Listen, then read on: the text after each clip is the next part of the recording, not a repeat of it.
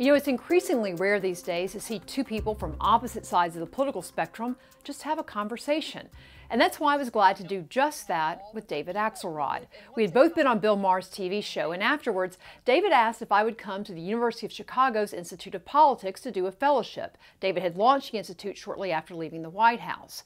Now, I know many of you watching this video are not big fans of David Axelrod's political views, but you have to give him credit for knowing how to win an election or two. And I will tell you that after doing the fellowship, getting to know David a little bit better, I truly believe he's somebody who cares very much about this country. We just have different views on how to make it better.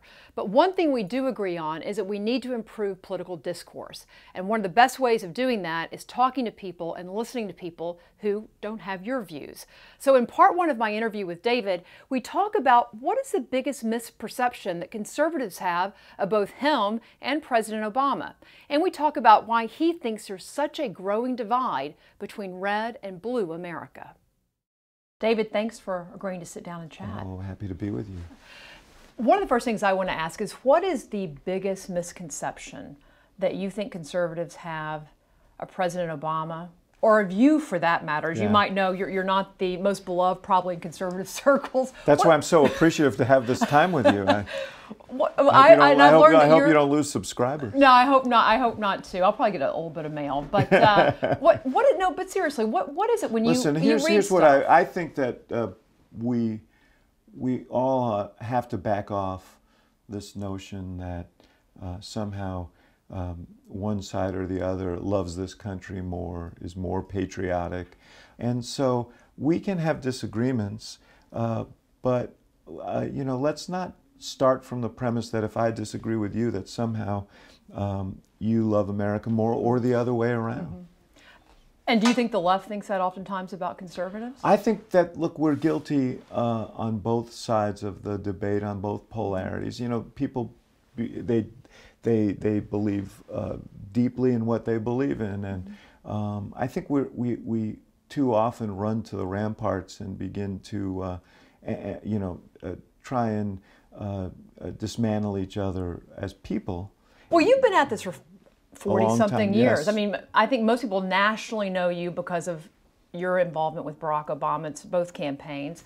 But many people may not know, you helped Senator Paul Simon of Illinois, the bow tie, famous wearing a senator from Illinois back in '84, get to the Senate.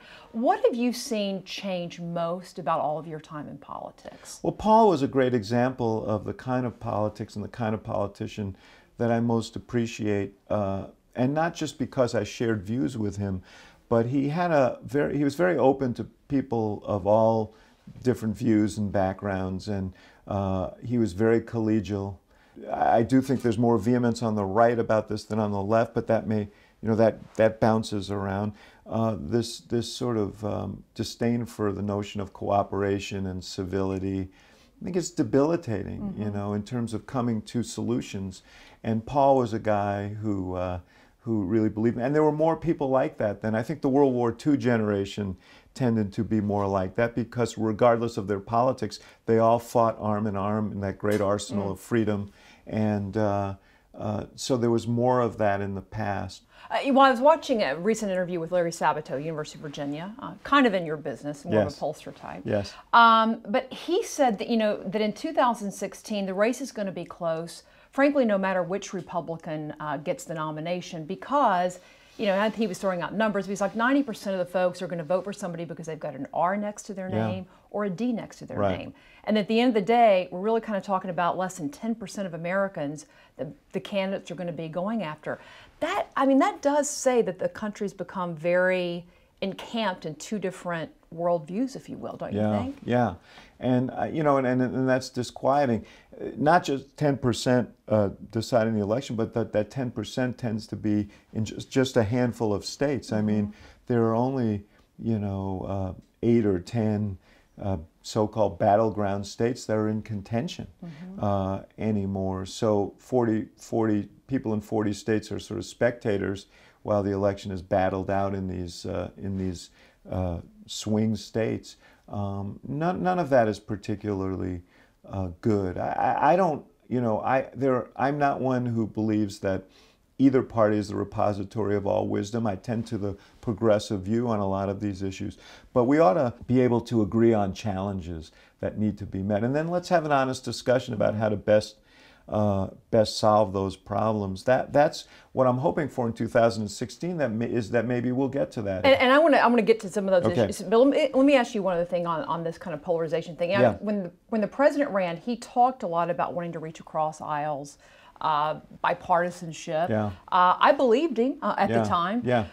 But then, he got into office, and frankly, whether it was Obamacare being a completely partisan vote that was pushed through, the fact that when he can't get his way in his Congress, he kind of goes around them on things like immigration. I mean, don't you think that's contributed to some of this animus, if you will, between the two parties? Well, I will answer the question of culpability, because I think nobody is completely with clean hands in this. But here's what I really think happened. I think that he won this really, by today's standards, prodigious victory. The Congress, was a very strongly Democratic Congress. We had an economic crisis that was going to require, by definition, unpopular solutions. And frankly, the political calculation I understood, which is better to let him and these big Democratic majorities calculation made by Republicans. Wrestle with these problems. Better for us in 2010 if we could run against them. Now, health care was a provocative decision on the president's part. I don't think he did it to be provocative. He did it because he saw a big problem that had to be solved. But 7 presidents had tried, 7 presidents had failed. I knew from the research how difficult that issue would be, and it did present an opportunity. I know there were philosophical objections to what he was trying to do, although it does beg sort of, well, where was the solution on the other side to this, which I think is an important question.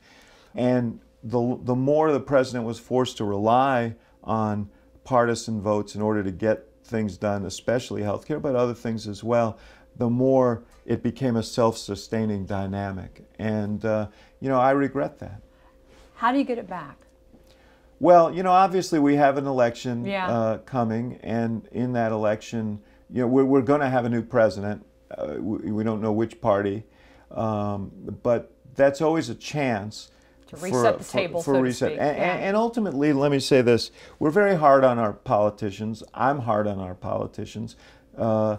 But it's also, there are responsibilities that we all share as citizens. And in a democracy, you kind of get the government that you deserve. And if people want greater cooperation, if they value that, then they ought to demand that of their public officials. And one thing I know about politicians is if they see a parade up ahead, they tend to march in front of it.